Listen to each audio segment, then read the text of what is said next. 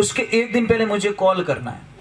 मैं मोबाइल पे कुछ बोलूंगा, वो आपको बोलना है, और अपने घर के बाहर, दुकान के बाहर या कहीं फैक्ट्री के बाहर।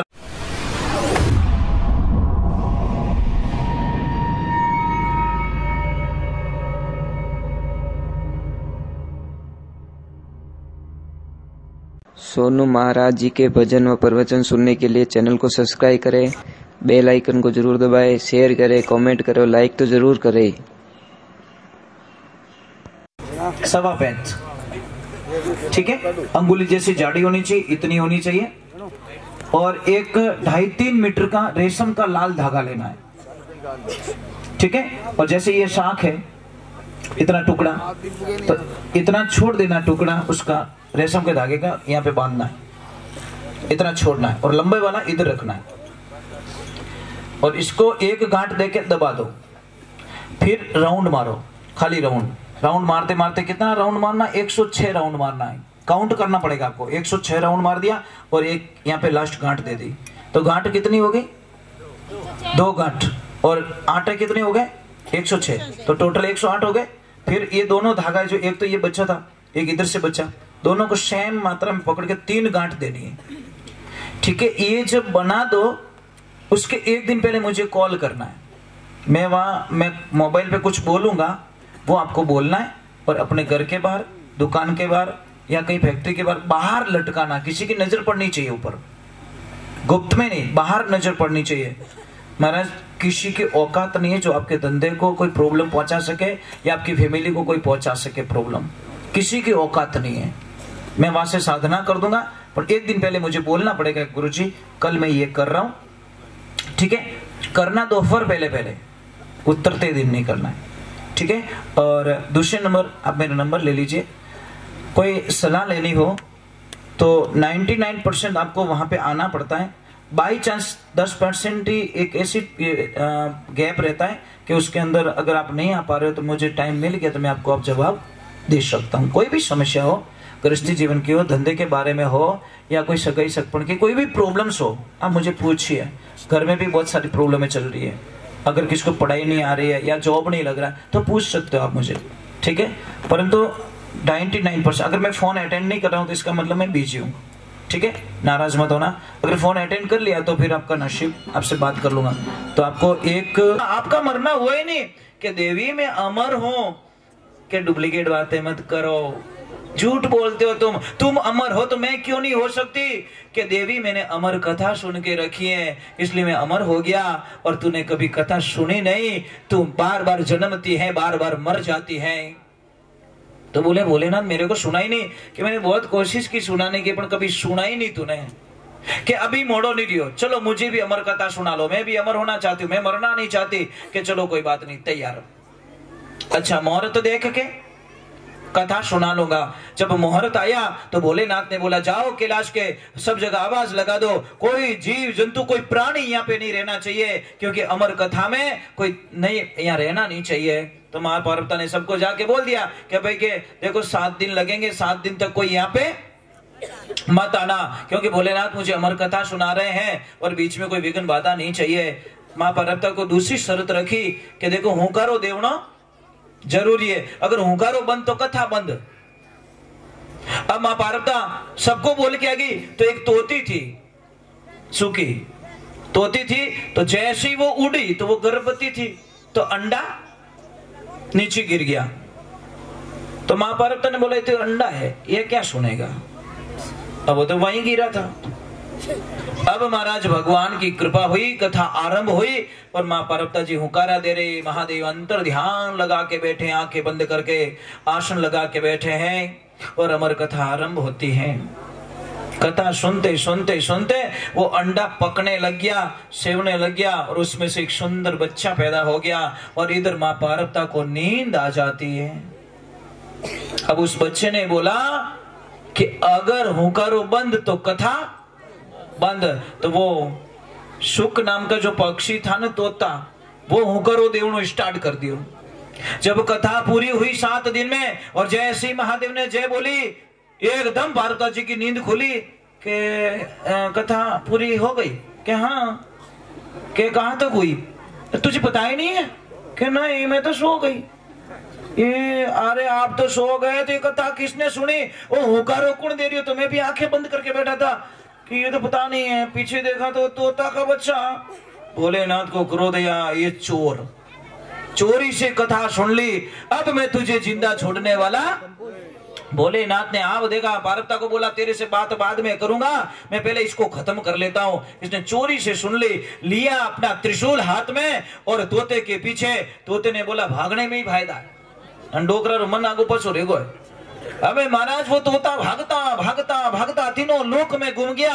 आखिर में बोला कि अब बचने वाला नहीं हो। तो जैसे गए व्यास जी महाराज की कुटिया पे, और मां व्यास जी महाराज की लक्ष्मी जी बाल संवार रहे थे। बाल संवार से उबासी आई, और उबासी आई तो मुंडो खोलियो, और तोते ने मौका देख के मुंह में घुस गया, जाके गर्भ में बैठ गया। बोलते अब शेफ हूं, अब मुझे कोई खतरा, क्योंकि वो जानता था कि भोलेनाथ कभी स्त्री पे हाथ नहीं उठाते।